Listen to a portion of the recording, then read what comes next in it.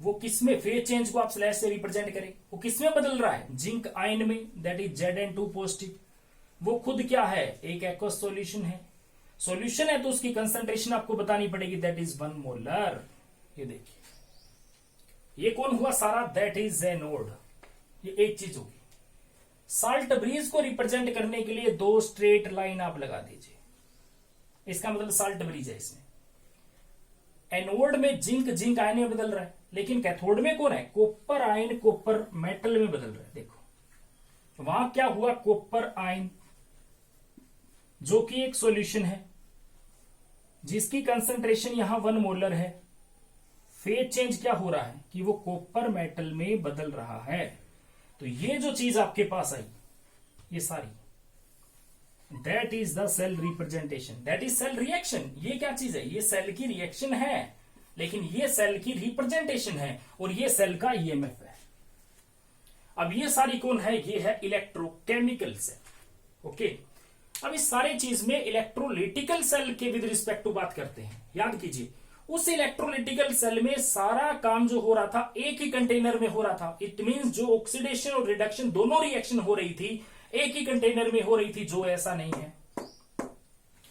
यहां एक सेल में, एक हाफ सेल में, that is that half cell, पूरी रिएक्शन तो नहीं हुई ना, that is the half cell. तो कौन सी हाफ सेल है, that is the oxidation half cell. एक तो ऐसा कंटेनर है जिसमें ऑक्सीडेशन हो रही है, so that container is called as the oxidation half cell.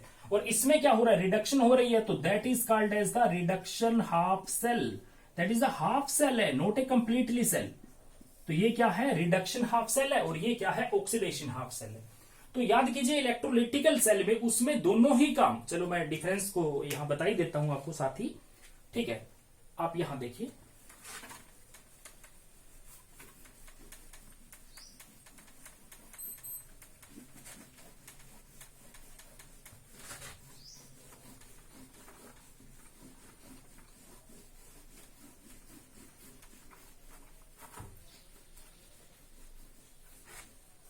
अगर आपको इलेक्ट्रोलिटिकल सेल और इलेक्ट्रोकेमिकल सेल में डिफरेंस करना होता तो पहले किसको लीजिए, इलेक्ट्रोलिटिकल सेल।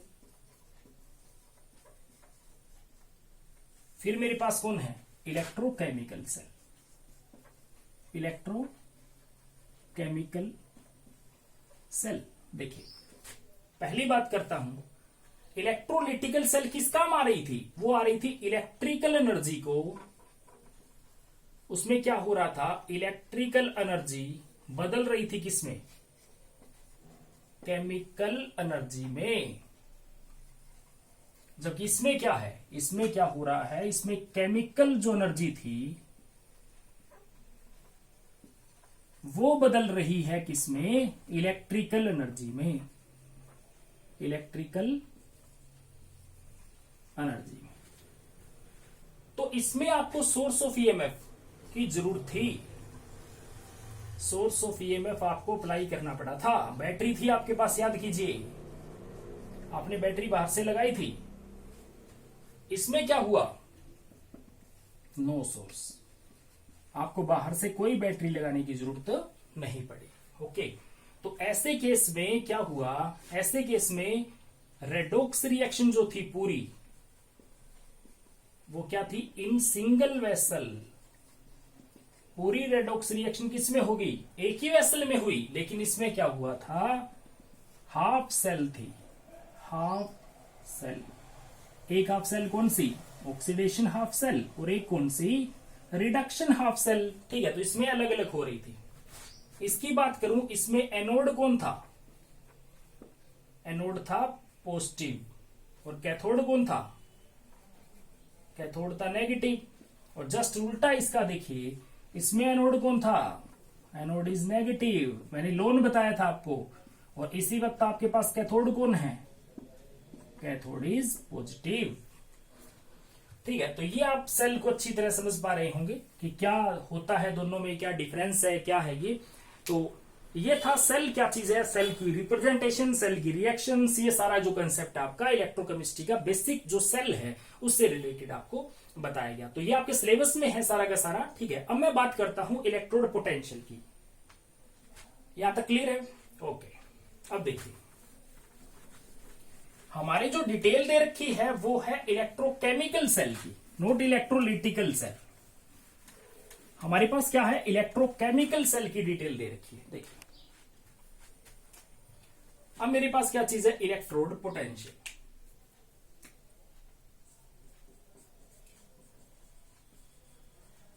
Electrode potential.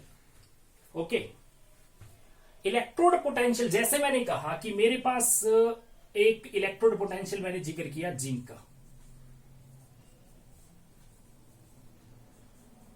ये देखिए, और जिंक का स्टैंडर्ड इलेक्ट्रोड पोटेंशियल मैंने कहा 0.76 volt, that is the standard electrode potential of zinc.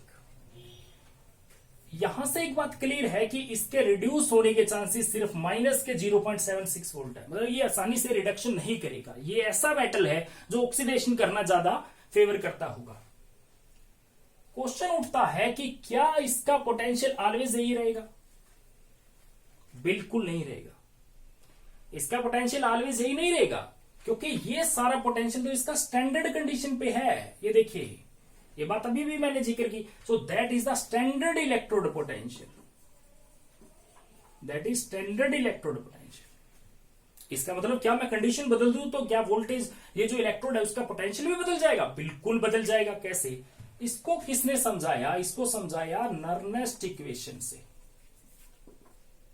उनके अकॉर्डिंग किसी भी इलेक्ट्रोड का, जैसे मान लीजिए जिंक की बात करूं, किसी भी इलेक्ट्रोड का पोटेंशियल एट एनी कंडीशन वो किसके इक्वल होगा? जो उसका स्टैंडर्ड इलेक्ट्रोड पोटेंशियल होगा minus RT upon NF, natural log concentration of product upon concentration of reactant. अब ये क्या कहता है? ये तो जनरल एक्सप्रेशन है, नस्ट इक्वेशन है ये तो। देखिए इसका यूज देखिए कि आपके पास क्या है, जो ये इलेक्ट्रोड है इसकी कोई तो रिएक्शन होगी ना, तो दैट इज द रिएक्शन। तो रिएक्शन क्या है कि जिंक 2 पॉजिटिव अगर 2 इलेक्ट्रॉन गेन कर जाए तो किस में बदल जाए? जिंक मेटल में। रिएक्शन ये हुई ना, तो इस रिएक्शन का प्रोडक्ट तो ये हुआ, और रिएक्टेंट कौन हुआ? ये हुआ। देखिए एन की बात करें, N is the number of electron transfer. वो क्या है? कंप्लीट बैलेंस के लिए number of electron transfer is here 2। Okay, तो इसकी बात करूं तो इसका मतलब किसी भी टाइम जिंक का इलेक्ट्रोड पोटेंशियल आप देखना चाहो एट एनी कंडीशन, तो इससे पहले और मुझे कह दिया कि जो सॉल्यूशन, जो अब की बार मैंने 1 मोलर नहीं लिया, मैंने सपोज करो 0.01 मोलर सॉल्यूशन ले रखा है जिंक सल्फेट, कंसंट्रेशन बदल दी ना, और मुझे ये कह दिया कि नहीं भाई टेम्परेचर जो है अभी भी कितना है, 298 केल्विन है। जरूर नहीं 298 लेना है, आप मान लीजिए 400 केल्विन है, सपोज करो ये लो 400 केल्विन आपके पास टेम्परेचर। अब बताइए इसका इलेक्ट्रोड पोटेंशियल कितना है? देखिए, तो अब मुझे अगर ये निकालना है तो ई जिंक जो होगा, जिंक का जो रिडक्शन पोटेंशियल है वो किसके बराबर है? जिंक का स्टैंडर्ड रिडक्शन पोटेंशियल क्या? माइनस का 0.76, that is minus natural log को लॉग में कन्वर्ट कर दो तो 2.303, आर की value R T, N is here 2,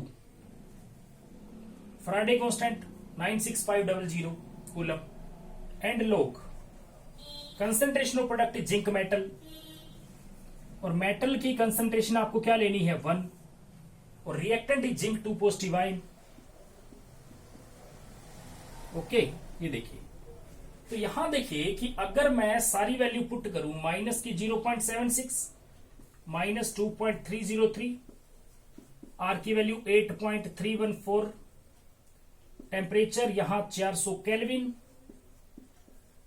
यहां Friday constant 96500 coulomb, and log zinc solid है तो 1, जिंक 2 पॉजिटिव की कंसंट्रेशन दे रखी है 0.01, तो 0.01 मीन्स 10⁻⁻²। ओके, और ये ऊपर गया तो क्या हुआ 10⁻², सॉरी ये क्या हुआ 10⁻²। देखिए, तो जैसे ये 2 log 10 की पावर 2 हो गया, ऊपर जाके क्या हुआ देखिए, ये किसमें कन्वर्ट हुआ? log 10⁻², और 2 आगे आ गया, तो ये सारी चीज क्या बन गई देखो, माइनस की 0.76 minus number of electron transfer थे पहले 2, ये देखिए माइनस, ये log 2 वाला आगे आ गया तो 2, इंटू वही 2.303 8.314 400 केल्विन अपॉन वही 2 इंटू 96500 सारा सोल्व कर लीजिए। और log 10 क्या हुआ 1, ये सारा छोड़ दीजिए। अब सारे को बैलेंस कर लीजिए, अब नया पोटेंशियल आपके पास आ गया। तो इसका मतलब ये जरूरी नहीं कि आपको जो पोटेंशियल दिया जाए वो वही रहेगा, वो तो कंडीशन के ऊपर डिपेंड करेगा कि आपने क्या दे रखा है। ये तो एक इलेक्ट्रोड की बात की, अगर आपके पास कंप्लीट सेल होती तो भी आप ऐसे ही इसको कैलकुलेट कर सकते थे। कैसे, मैं बताता हूं आपको। देखिए, अब मान लीजिए मेरे पास क्या है, एक सेल है और सेल की कंडीशन दे दी। देखिए कैसे,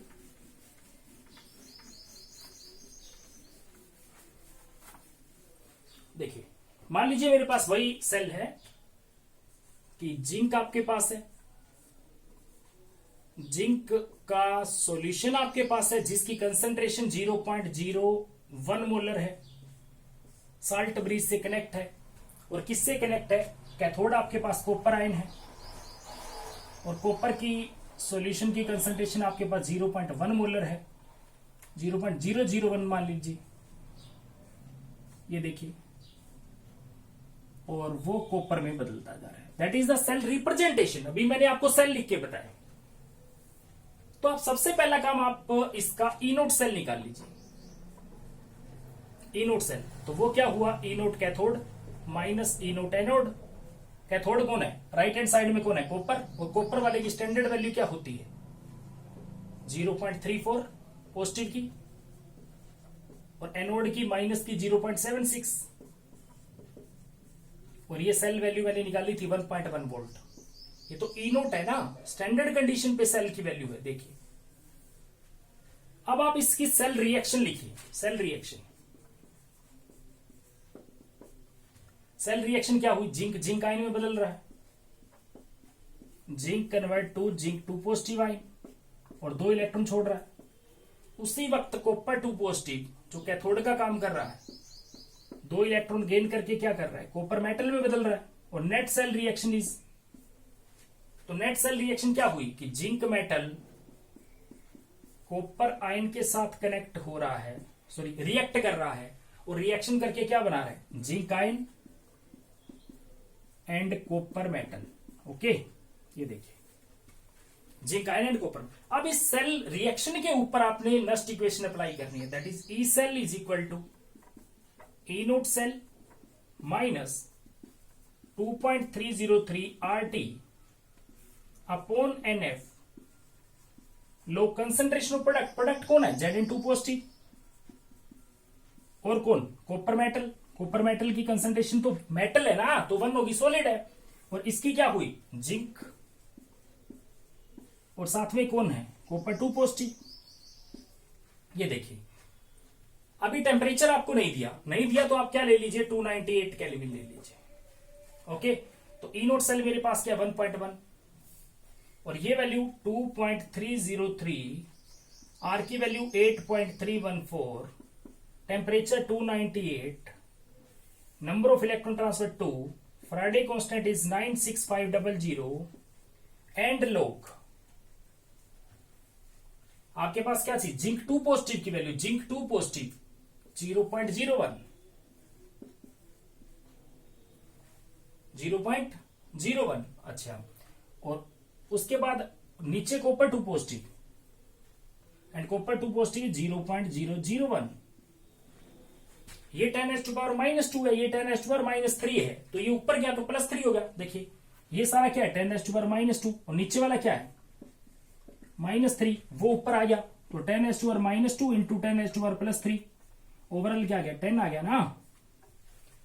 ठीक है, ये देखिए ओवरऑल क्या आ गया 10 आ गया। अच्छा, एक बात और याद रखियो, अगर टेम्परेचर 298 केल्विन दे रखा हो तो आप इस सारी वैल्यू को कांस्टेंट पुट कर सकते हो। दैट कांस्टेंट इज 0.0591 और नंबर ऑफ इलेक्ट्रॉन ट्रांसफर आपके पास क्या है 2 और लोग क्या हुआ आपके पास 10, लोग 10 इज 1, ये हट गया। इस सारी को आप सोल्व कर लीजिए, वो क्या आपके पास आएगा, नया ई सेल आएगा 1.1 माइनस 0.0591 डिवाइड बाई 2।